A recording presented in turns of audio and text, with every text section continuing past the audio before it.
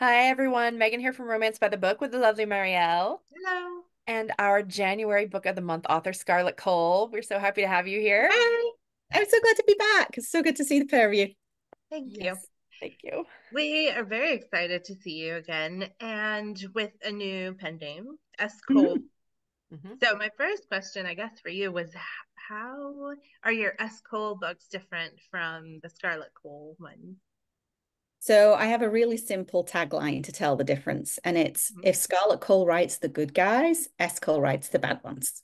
Ooh, And that's how okay. you tell the difference. I don't want to say lazy. I'm too exhausted by social media to have two very different pen names. So I didn't want to create a full second pen name that I would keep them separate and people wouldn't know that I was also that and that. But I felt by just putting, S. Cole, having the books branded a little differently, I figured my readers were more than smart enough to figure out that that's just the distinction between the two. Love it. Yeah, and I mean, it is nice for me to know that it's you because I already trust you from your other books. So I kind of knew that even if they were going to be like the bad ones, I still was in hands that I trust already. Yes, absolutely. I appreciate that. I mean, there is an overlap in characteristic, right? So at their core, I still write, for example, men who are loyal Mhm. and who have characteristics we admire, bravery, friendship, the ability to look out for their women. And so those are characters like I still don't write people who cheat. That's just not for me. I know some people love that in books, but that's not my jam. So I think there's overlap in the sort of the backbone of the heroes that I write, and I still write I'd like to think smart female characters. They don't run down the back alley to avoid the bad guy. They, go into a very public place and yell, "Will somebody help me, please?" So I think there is, if you had to draw a Venn diagram of, Scarlet Cole books and S. Cole books, they do, I think all the things that you would expect from a Scarlet Cole book, you can still see in an S. Cole book. But it's definitely a darker tone. These guys are unapologetically one percenters, and my motorcycle club organizations don't always do legal things. So there's the darkness is because of that rather than the person becoming malicious. Yeah, I appreciated that because that's a for me, like sometimes a book with a darker tone is, like I'm a mood reader. Sometimes I'm in the mood for that, but Mhm. I'm rarely in the mood for somebody who's actually like not a good person. Yeah. Like as far Yeah. as like you'll have like this is a stalker, and I'm like, I don't know. Or this one's a, like so it's like a very it's a line, it's a fine line. So Well, I think even with the second book, when we're here uh-huh. to talk about the first book, the second book has a stalker element to it, Yeah. but it's not malicious, right? Yes. And he makes himself known and why he's there and what he wants to be there for. And she's the one who's like, I'm not sure about this. Yeah. Um, Like, but I still why do think I there's a way like to that do you're it there all the redeemable. time? Sorry? Like she's thinking, why do I like that you're there all the time? Yes, Yeah. yes. I do think that's important. Like I think that we have a conversation all the time around about consent, dubious consent, consensual non-consent, and non-consent. And I do think there are ways in writing where you don't hear a verbalized consent, but you've heard in a narrative of both the female character and the male character, or male character, whatever you write. And I'm assigning genders there, which is probably not appropriate, but in between the two characters, that you hear that they actually want what the other person is doing. Yeah. Yeah. So I think that's important too in the books I write, that there is always, even if there's a stalker, you do know from the internal monologue that, you know, Iris doesn't Does it totally mind. does I it think I wrote in my mean notes after I mean finished reading, best stalker to boyfriend ever. well, even in this book, in this Since We Hide, we have some scenes that are like that could be problematic, but because the hero early on says like, well, we need a safe word, and also it gives several opportunities, and then when we're in the heroine's head, she clocks those opportunities to like stop.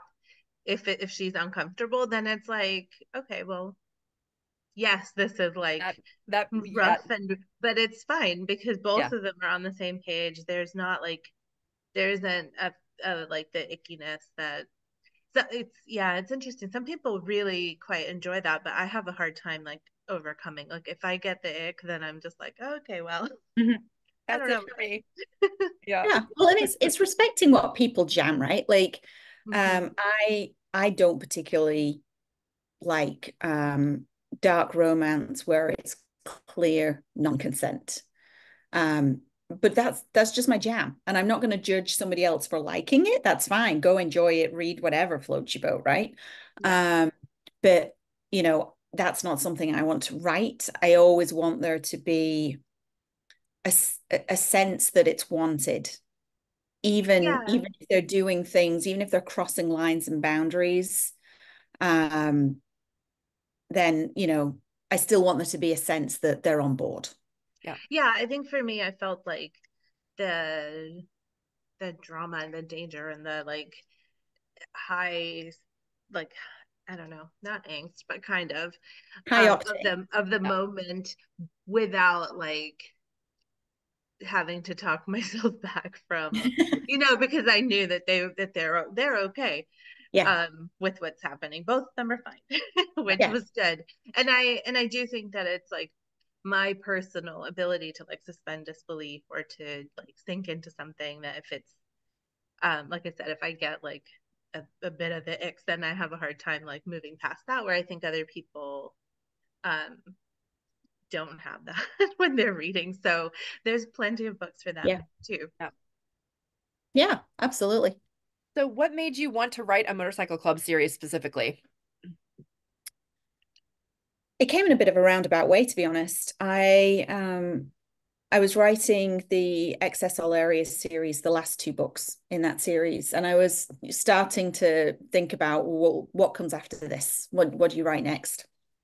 And I actually started writing the next book because it's sort of under Scarlett Cole, tattoo artists, musicians. I have written Navy SEALs, but it's more that sort of, tattooed inked hero. And I'd actually started writing the next book, which was another music book, but it was, well, I'll keep it to myself what it was, because I'm probably going to come back to it and write it at some point. So I started writing this other book, but there was something in my brain just kept going, I want to try something else. I really want to try something else. I don't know if I can do it. So I thought, well, I write in third person, or I had written only in third person up until then. I'm like, I really want to try first person, because I will never fall into that debate of which is better, third or first. I think it's a preference, and I think there's pros and cons to both. But I was like, you've never done it, so why don't you try it? I was wide as an author. So I was like, well, maybe I want to try KU. KU seems to be being successful for a lot of authors. I feel like I want to try that. Um, and so I wanted to, flip that around a little bit. I wanted to try something a little bit darker. And I was like, well, how dark can I go with Scarlett Cole, and what would readers expect?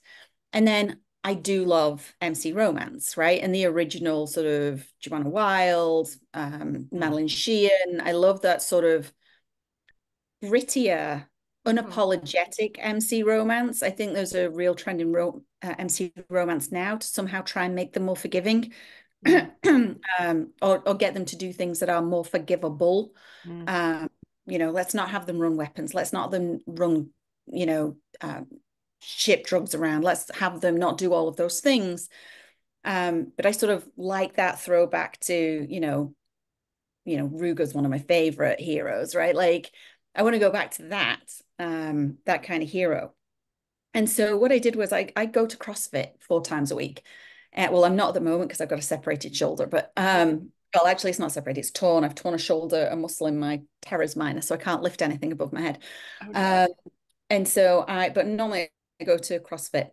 My class is 6:30 in the morning. And so I was getting up at 5:15. And I thought, I will write for a full hour before I go to CrossFit in first person point of view. Oh, that was it. I didn't want to plot. I always plot. And I'm like, I really want to try pantsing it and see if I can do it. And so I would just write for an hour every morning. I'd write that first person point of view, like go to the gym, come back, have breakfast, shower, flip to third person point of view, and then finish love you like that, and then let me love you. And so slowly but surely, this book came together as an MC romance. I was like, that's what I'm going to do. And so I sent it to Carly Phillips, who is a very dear friend of mine, and we chat most days. And I sent it to her, and I'm like, honestly, tell me if it's shit. And so she's like, I will. And Carly is brutally honest. Like it makes me laugh how honest she is, because she'll say something very, very, very, very, very, very straightforward. And then she go, I hope it didn't hurt your feelings. As you're like weeping. But I'm used to feedback. I've been like in the corporate business world a long time. Feedback is, I just take it, it's fine. And she's very, very right. So she sent me a note back and she's like, you've got to release this. And that was it. So I was like, okay, well, now I guess I should think about releasing it. And I didn't really have a plan, to be like, I normally have like really well documented how I'm going to release things, how I'm going to do it, but I didn't quite know where to put it, because I was like, I don't know where all the MC peeps are hanging out, and Right. how do I find them, and where do I go? So I didn't really have a plan. And then You it really, normally have like done an entire like market research for the yeah, past 5 years and yeah, like yeah. I normally know the market. I projections know and where it's trending. I know what readers love in the space, don't love in the space. I know I'm normally like sort of bang on the money with all the research. I sometimes spend too much time doing research. But with this one, I just winged it, to be honest. And then it blew my mind. Like it was hands down, hands like way like blew everything else as an indie author I'd ever written out of the water in terms of sales and reception and what people thought about it. It got super high on Amazon. I can't remember how high now, but like in the like low hundreds. I can't remember how low it got, but like I was just like, holy shit. Like, Yeah. and then it was like, crap, now I need to write the second one and do it fast, right? So yeah, that's how I ended up doing the well, MC thank romance goodness and you're a writing it. pantser Awesome. now, so you could just like keep it. Well, I've got to be frank. So I completely pantsed books 1 through 3. Mm-hmm. And then I started to get a bit frustrated. And on book 4, I shifted to a process called fast drafting. And so I have fast drafted books 4, 5, 6, and I'm currently writing book 7. So And We so, were just talking about book sorry. 7 too. Sorry. Yeah. Or yeah, we were talking about the next one that's coming out and how it's just from the blurb alone, like um, second chance and oh, book 6, baby Beta and all Viola. that. Yeah. No, yeah. Yeah, I'm excited about it. Honestly, book 6 is for the romance writers. Like for the romance readers, sorry. It is for the romance readers. There are scenes in this book that are 100% say, I know my audience.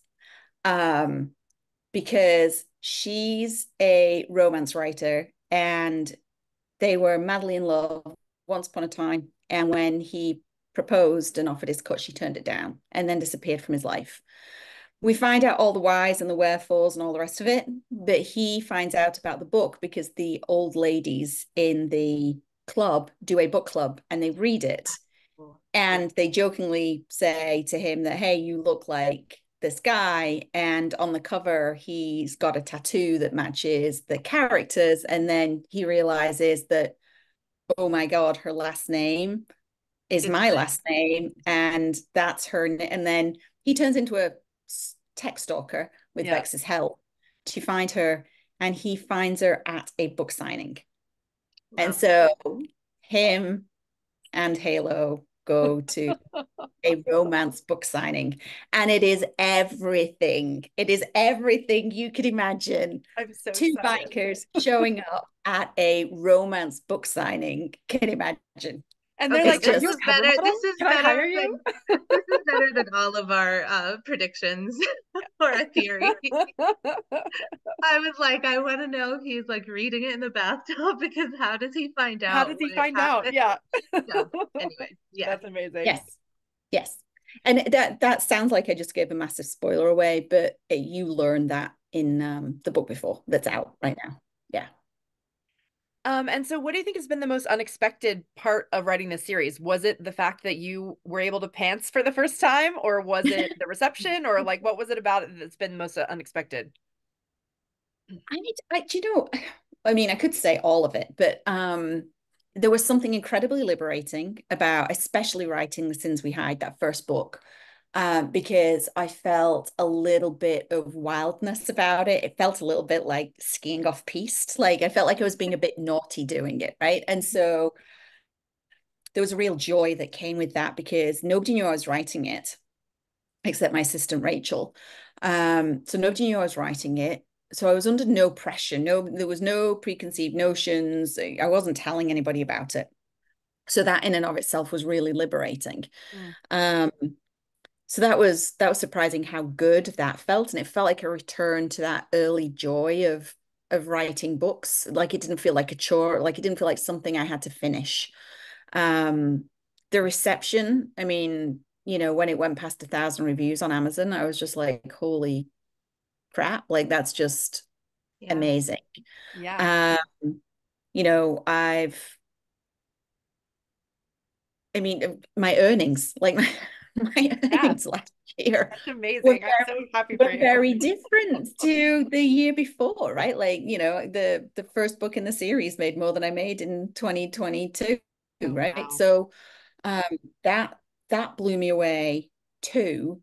And then but then other things have been exactly the same. And I don't mean that in a bad way, but like my readers have fallen in love with these heroes, right? Like I have all the usual shenanigans in my group in the Passionistas about who licked Spark first and who's their favorite. And I remember when book 3 came out, The Lies We Tell, and the in case people haven't read them before, the way I write these books is I write the main story, it has an epilogue, it wraps up that couple, and then there is an epilogue number 2, and it sets up some pivotal thing going into the next book.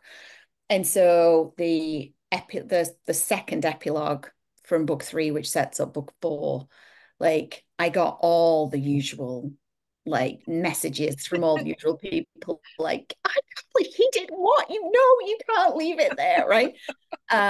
So like, and I get that a lot when people are reading the books, and I encourage it because quite frankly I enjoy it. I love Yeah. I love knowing that people are loving reading the books. um but I just love the responses, right? Like I just think it's hilarious that people are so invested they're willing to throw an electronic gadget that they paid a lot of money for against a wall because because of something I wrote. So yes, that kind of thing was just fantastic, right? The thing that I wasn't prepared for, I don't think, is when a book goes that big, it falls into um the hands of readers who fall outside of what you're used to. Mm. Mhm. And I have been super lucky my entire career. Like I rarely get low star reviews, like really, really rare. Like it's Mhm. so unusual. And I feel incredibly blessed because of that. I mean, I work hard to make it so. I work hard to tell a good story. I make sure I've got a phenomenal editorial team around me, who take care of me, Manu, Isabel, and Michelle, who content copy and proof. So I work hard to make sure that that doesn't happen. But I was looking for um, reviews to put on my Amazon page. Where the book listing is, you can Mhm. put editorial comments, whatever, and you can copy and paste. So I went to my reviews to look for it. And I saw on the last book somebody had given it a 2-star review, which was really unusual. Like it doesn't happen. And stupidly, I read it. But then actually, I say stupidly, I shouldn't have read it. But then when I read it, I was like, oh, actually, I don't mind this. The person had put they don't want feminism in MC romance books. They're there for the guys being, misogynistic alpha assholes, and the women falling in line, and they're there for the other women drama. And so the review said, feminism has no place in motorcycle club romance. And that sort of struck me as a really interesting thing to say because, in day job, I actually hold strategy for a gender equality organization. And so I'm like, I'm never not going to write heroine. They're like, I don't have it in me to write a story that doesn't inherently, respect women. And if, Yeah. I mean, I call it a subtrope, a mini trope of, you're an asshole, but somehow my clothes fall off when I'm around you. Um, like I love that trope because I also love the reverse of it, which is the guy is, I get smarter when I'm around you, right? Like Yeah. I like that they learn something about their own journey by Yeah. being in a relationship with a woman who can hold her own. Hmm. And so I like the exploration of that. So I wasn't prepared for that sort of shift in, when you go from a really solid reader base of, 5,000 readers who absolutely love and adore your book, and you suddenly go to 25,000 readers, you're going to end up outside of that bubble of people Right. who are, you know, there for the ride, and you are not going to make all of them happy. And I'm Right. okay with that. I mean, I that's the kind of 2-star review that would have made me like, if I hadn't already known who you were, I would have been Yeah. like, oh, a That motorcycle sounds like book it's I for can me. read. So I mean, it's one of those that like Is useful. helps to weed out, like, yes, it might deter people who don't want feminism in their motorcycle clubs, but it might also be a signal to people who do, or who have Yeah. trouble with a book that like doesn't respect where the hero doesn't respect women. Hmm. yeah, So yeah, not it's terrible. that, yeah, and it's that, I like to figure out different ways to play it because, from a feminist perspective, what you want is equality and for a woman to have the right to choose whatever she wants. Yeah. And that looks different for different women, right? Hmm. Like some women want to become CEOs, some women want to stay home and have children, some women don't want to have children at all. Some women are want to be teachers, right? Like, and we should have the choice to be all of those things, Hmm. right? Yeah, you Child, see if we that want to in be or have children, CEOs or teachers, stay-at-home moms, career, it doesn't matter. So I Yeah. like to try and give the women in the stories all different outcomes, but that expression that it's 100% their choice to be that thing. Yeah. yeah, I did find that in this, and we hide it for sure, because even within like the old ladies, like there's one conversation where they're like, oh, this is the arrangement we have, and Gwen is like, I Not don't think I. I would be okay with this Yeah. arrangement. Yeah. Yeah, um which, it's like, but she's like, clearly this works for you, Yeah. but I'm 100% certain that it would not work for me. Yeah. yeah, Which is a really like egalitarian way of handling that, and a environment where like people do make different choices, and yeah, in a specific story where the big conflict, which I guess is kind of runs into the question I was going to ask you, but like the big conflict is about like, can I choose this life? Like, is it was more about, which I found really relatable, was more about like the logistics of like, we know we have chemistry, we know we care about each other, but how is this How can gonna this work? work? Like, do we fit? Um, so I did want to ask you why you chose for that to be the big conflict, because you had so many options of things that could create problems. Yeah. But in the end, it was like the big problem was like, are you in or are you out? And how are yeah, we going to like make this happen? yeah. And I mean, I think, if you think about a motorcycle club and you think about the lives they lead, and like even if you look at basic stats of what percent of motorcycle club members end up in prison versus general population, right? It's incrementally higher, right? Yeah. Um, and so you need to, my perspective, I think as a woman, you really need to think through what the implication is to you of Mm-hmm. being part of a world that typically treats you as a second class citizen, right?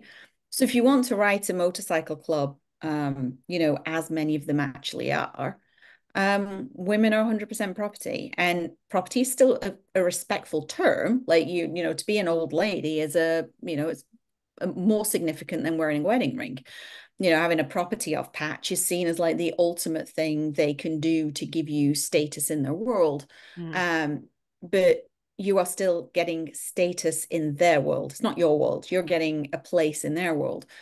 And so, if you think through that, how do you decide as a woman, I'm game? Like, how do you set boundaries that will enable you to sleep at night? How do you come to terms with the impact of what they may or may not do? And so I think that for me was such a really interesting thing to explore. And I think you see that still as a theme through the books. It's not necessarily the main source of conflict in the future books, but there are moments in just about all of them where you have to the heroine has to go through this sort of rationalization process of why would I want to put myself here? And I think it's my job as an author to explain why they chose yes. Yeah. Yeah. Well, even I have not started book two yet because I wanted to ask you how many books there were going to be. I am a kind of a binger. And I have been hoarding this series, but I did like have read that second epilogue slash Yeah. like beginning of the Mhm. second book, and the heroine for that book in book one, we know that she is tangentially, I guess, related to an Irish mob. Yes. And she has made a decision to say, like, this is not the life for me. Yeah. I will distance. So already there's set up for her to have to, for both of them, I guess, to have to decide what's going to be okay and who's going where and how they're going to make Yeah. things fit. Yes. Yeah. Yeah, and it is so first of all, to answer your first question, hopefully there will be nine. I Okay. would like to write all nine of the main characters that you met in the first book. Hmm. So that would mean in no particular order, and I will specify they are in no particular order so that people don't get excited that they think they know who book seven is. There is Vex, Switch, and Halo to write. Okay. So those are the three that are left. So, well, I mean, no, that's not nine, is it? Oh, yeah, it is. That's six. Yeah, because Mm-hmm. Bates is six. Yes, that's the nine. And my goal would be they will all be out this year. Okay. So I'm safe to start. That is Exciting. Yeah, yeah, you're safe to start. You're safe to start. Um, I'm also a very pragmatic author. So if at some point, they weren't selling or, whatever, I might pivot, or I might just start writing another series in parallel and start alternating which books comes out next. But I doubt it. Like right now, sitting here, I doubt it. Like I think, I, according to the notes I get, I can't write them fast enough. So, yeah, my plan would be to do them all. Awesome. I'm an extremely slow writer and the most impatient of readers, which is ridiculous. But so that my solution is to hoard the books until I can just like read through them. Yes. Yes, I understand that feeling. So brother's best friend is my personal favorite trope of all time. And obviously that was the trope in this book. So what do you think is the most appealing thing about that as a trope? Oh, I love that question. Well, so I think the first thing is there is an unwritten loyalty between best friends, regardless of gender. There's an unwritten loyalty. Hmm. But I think if you sort of parlay that onto male-male relationships, there's an even thicker layer of loyalty to that. especially when it comes to a protective element. And it's like, I'm going to look after my sister. My sister is the most, I've got family, potentially parents in King's case. He doesn't. His father's died at the start of the book. The first chapter is his funeral. And his mom has been gone for a long time. So the idea that this is his sister and it's the only thing he's got left, Mm-hmm. just puts that extra layer of Jesus, you couldn't leave that one thing One alone. person, right? And so I think then the best friend is then really torn, right? Like my loyalty is utterly with this person, but God, I can't get this woman out of my head. And because you've read the book, it's a Yeah. slightly different take on that because when she comes back, they think she's the enemy. Mm-hmm. So it's sort of like, oh God, I've got to treat her like she's the enemy. And worse, my best friend just trusted me with his sister. Like Yeah. he can't deal with her. He just trusted me with her. Yeah. And now I've got to look out for her. And so I just love that loyalty conflict Mm-hmm. that I know I shouldn't do this. It should be unwritten that I leave my best friend's sister alone, but I Yeah. can't because she's too cute. Well, and there were so many like old feelings coming up too, which is interesting because I think a lot of times when I've read this trope, the sister has always had a thing for him, but he like she was younger, he didn't really notice her or whatever kind of a thing. But in this case, she and King are twins, so they were all Yeah. contemporaries at the same time, and they always had feelings for each other. And so that's another thing to fight against in his case because he always loved her. And Yes. now it's hard for him to remember that he's not supposed to be treating her very nicely. Yes. Yeah. Well, and I sort of wanted that, but I didn't want it to be a full-blown second chance romance. Yeah. Like I didn't want that. I just wanted there to be this nostalgic, Yeah. Mm-hmm. we were young. I really liked her. She Yeah. sat on the back of my pedal bike when I went to school. Yeah. Well, this Sort is of like a nostalgia. we could have been a Right. thing. Second If chance she Yeah. had at it her romance way. as opposed to a second chance Yeah. romance. Yeah. Yeah. Yeah. Like she left too young and then Mm-hmm. my life moved on. But then there's those little details through the book of, like how He grabs she her remembers the calf when they're fish. driving. Yes. And the fish, right? Like he Yes, remembers how long the fairground fish the lived. And she's flounder. like, you kept my fish? And she doesn't know he moved into her old room because of And kept the circumstances. But like, fish alive as long as possible. yeah, right. So there's the small details that sort of then lead you to think, do you know what? He liked her more than he's letting on. Yeah. Yeah. I do think too that the whole motorcycle club like as backdrop creates a male um like brotherhood Mhm. that feels very serious business, important, and like consequences if you break that code. So I think it added a layer too to the brother's best friend because he was Mm. also like King's second hand. Mm-hmm. And Yeah, so he was supposed to be like falling in line, Yeah. and he yeah, wasn't really doing that, even Yeah. though he tried yeah. really hard. It's very much like that military thing, right? Which is like, if we're going to go into battle together, I need to know I trust you and you've got my back. Yeah. Mm-hmm. And what the motorcycle club is doing is much of it in this book is illegal. And so you need to know that you can trust that person. They're not going to, blab to the wrong person or, share details that they shouldn't be sharing or any of those things. They're not going to cream money off the top, right? So there's if I can't trust you, how do we stand and fight together element to it too. And, you know, Clutch lets King down repeatedly on that. Yeah. Um, it was interesting too, though, that King, um, he had like kind of blinders. Like they did work really well together as friends. I felt like because King knew that like emotionally he could not. There were certain things that he with his sister, because it was his sister, that he wasn't going to be able to be objective. And so Mhm. either he was like too harsh, or he didn't know how to handle, he couldn't handle.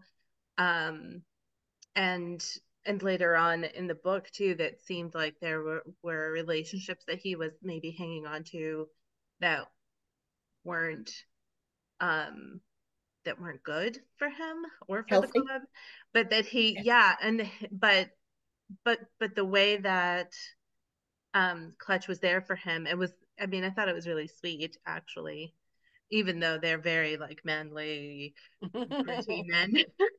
The way that they like supported each other in all of those things. Mhm.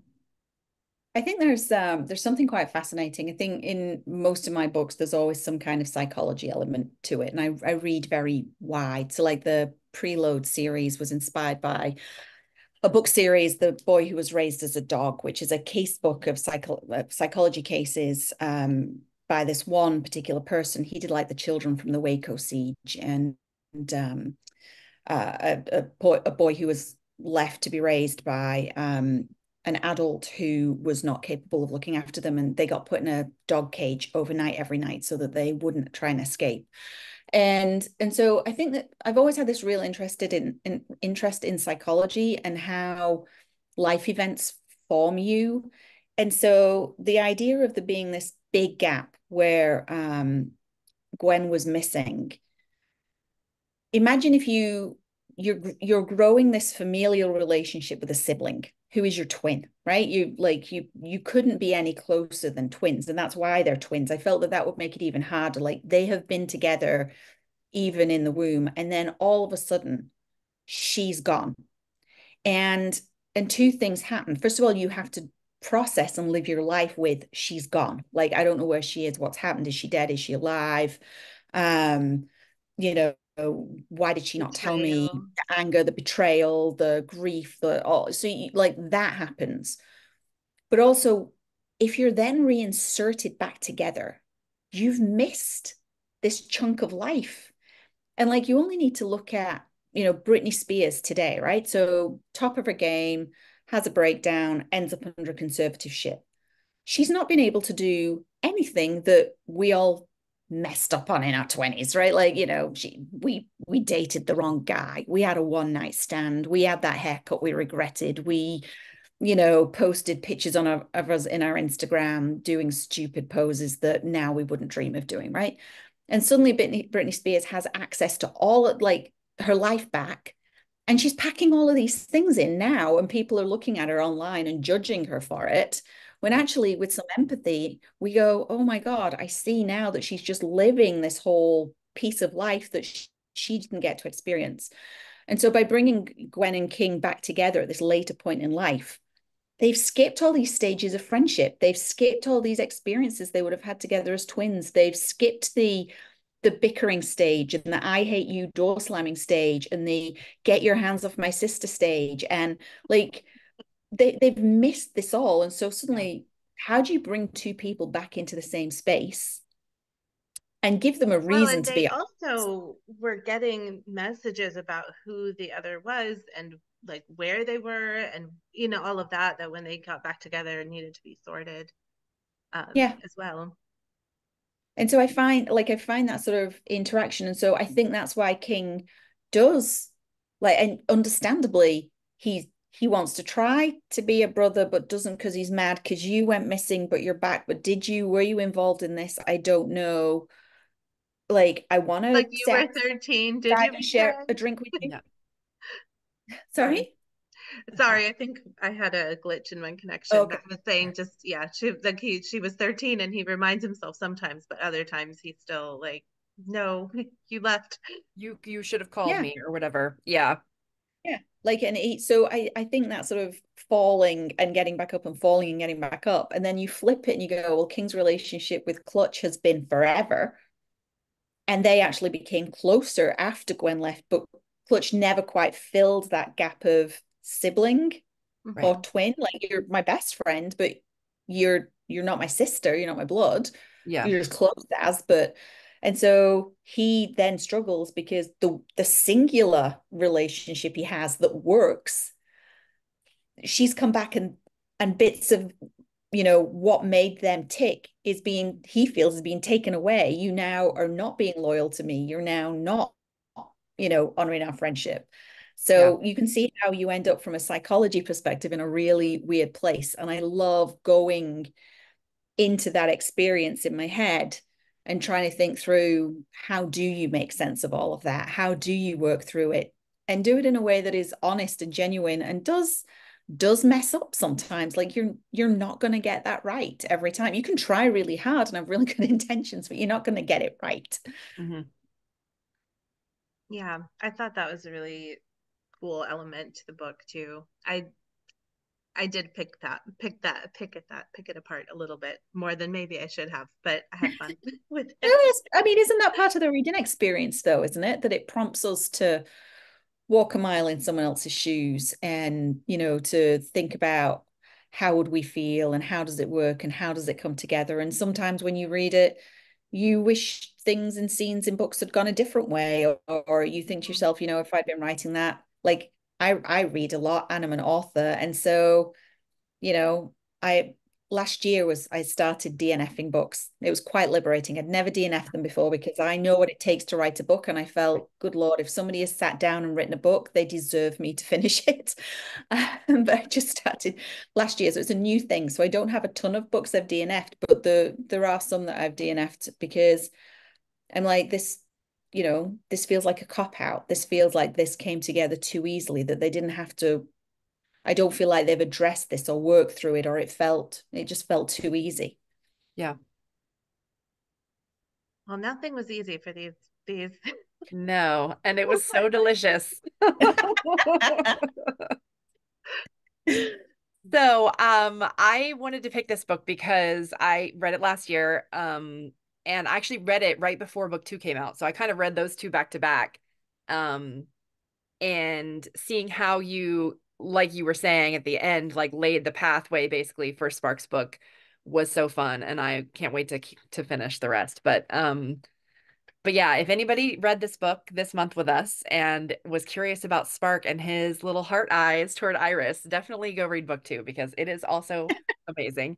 And Iris is such a great heroine. And like you were saying earlier, Marielle, she's already kind of like distanced herself from this kind of life. So Yeah. coming back into it, has to bring up a lot of issues, obviously, and that's We really haven't fun to seen work through. her. We haven't seen her a whole lot in this book, but Mhm. I already was like, oh, she's gonna be fun. Yeah. She's gonna be fun.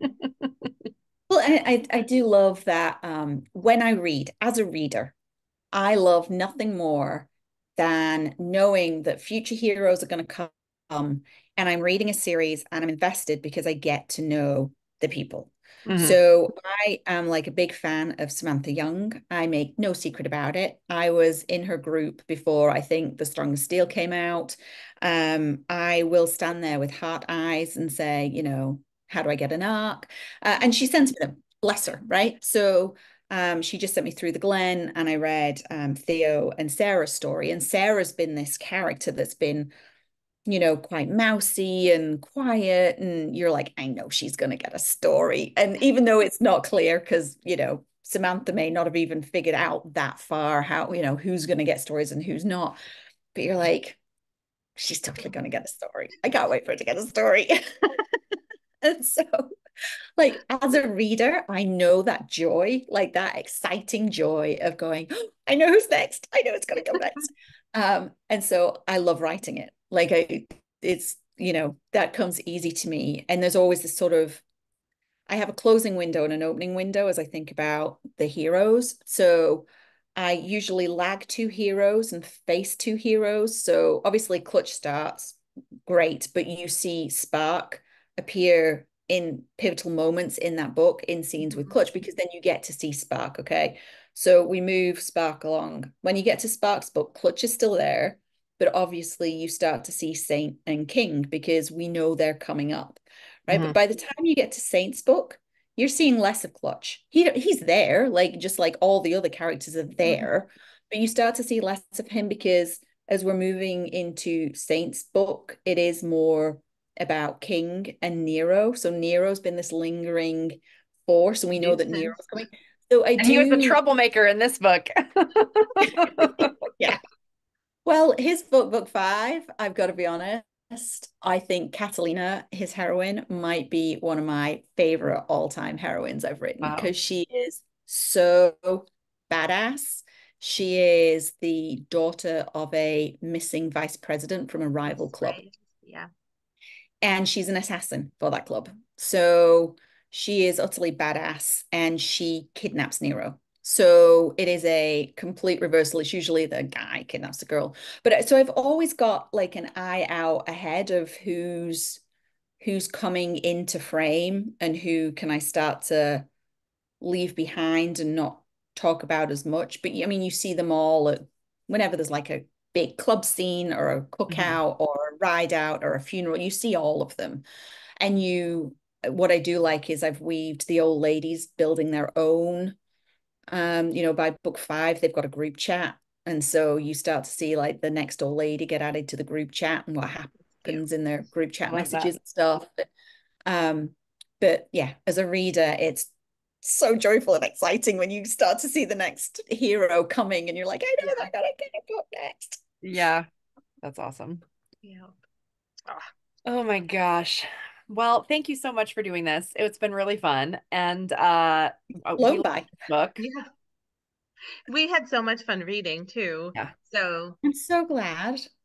And I'm so grateful that you do things like this because I think one of there's a lot of talk about AI right now and its impact on the romance community and what it's doing. It's diminishing the work of photographers and, cover designers, authors.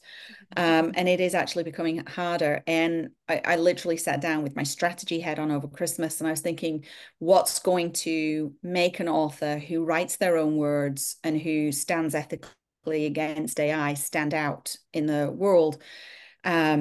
As it gets more flooded, right? Like, I think it was something like 80% of the audiobooks last month on Amazon were that new AI narration that Amazon's got. And I honestly think it's going to be genuine connection, right? Like it's going to be, I'm not an avatar, I'm a face, and Mhm. and I can talk about my books, and you having a really genuine platform where you share your excitement for a book that you've read, you create momentum for other people who may not have read it to read it, and then, giving authors like me a chance to just come on and geek out with you guys about books and the story and why we write. I think that genuine connection is what's going to help all of us in this sort of, as things become more AI generated, the yeah. greatest differentiation is going to be real human connection. So I'm super Yeah. grateful that you guys do Thank this. you. Well, well, we're grateful for you to come on. I honestly Yes. agree full-heartedly that I don't think that any computer generated book could replicate like the layers that get put into a book that's written by somebody who um, has experience and research and feelings that they can like weave in. And I think sometimes even unintentionally things get like sprinkled, Hmm. and we get to connect with a piece of somebody who's real and who's thought through, who's really thoughtful about what they're putting out in the world. I think it's really special. Yeah, So thank I you. totally agree with that. Thank you. So, do you want to tell everybody what's coming out next? I guess we talked a little bit about the book that's coming out next, and where they can find you. Okay, so the next book that's coming out is The Loves We Lost. It's meant to be loves. People keep asking me, should it be love we lost? But no, it's the loves we lost. And it is a biker and the woman who got away, who is now a MC romance author, and he finds out she wrote their story, only she gave the book the happily ever after that she wouldn't give him. And you can find me mostly on in my group, which is Scarlett Cole's Passionistas on Facebook. And you can find me on Instagram at Scarlett Cole. Awesome. Yeah, Thank you thanks. so much. Thank We'll see you. It's been everybody so next lovely to speak month. to you. Bye. Bye. Bye.